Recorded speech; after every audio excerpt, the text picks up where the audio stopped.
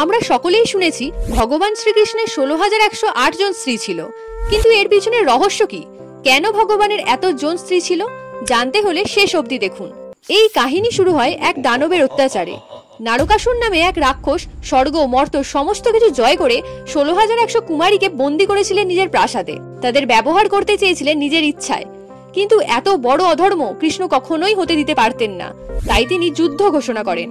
শ্রীকৃষ্ণ আর নরকাসুরের মাঝে ভয়ঙ্কর রকমের যুদ্ধ হয়। প্রতিবারের মতো ধর্মের বিজয় হয় আর নরকাসুরের মৃত্যু হয়। তারপর শ্রীকৃষ্ণ সব কুমারীদের সেখান থেকে মুক্ত করেন। কিন্তু সমস্যা হলো, সেই সময় সমাজ বলতে লাগলো, এতদিন এক রাক্ষসের কাছে বন্দী থাকার পর এসব মেয়েকে আর কেউ মেনে নেবেন না, আর কেউ বিয়েও করবেন না। তখন সেই নারীরা কৃষ্ণকে বললেন, আমরা মুক্তি পেলেও আমাদের সম্মান কে ফিরিয়ে দেবেন? তখন শ্রীকৃষ্ণ তাদের মান রক্ষার্থে সকল নারীকে স্ত্রী হিসেবে গ্রহণ করেন। এটাই ছিল এক মহান আত্মত্যাগের প্রতীক। আর এছাড়া শ্রীকৃষ্ণের 8টা প্রধান স্ত্রীও ছিল: রুক্মিণী, সত্যভামা, জাম্ববতী, কালিন্দী, মিত্রবৃন্দা, নাগ্নজিতি, ভদ্র ও লক্ষ্মণা। এদের একসাথে অষ্টভার্যাও বলা হয়। তো এখান থেকেই জানা যায় শ্রীকৃষ্ণের এই বিবাহ সংখ্যা কোনো ভোগের প্রতীক ছিল না। এটা এক বিরল সম্মান রক্ষার উদাহরণ।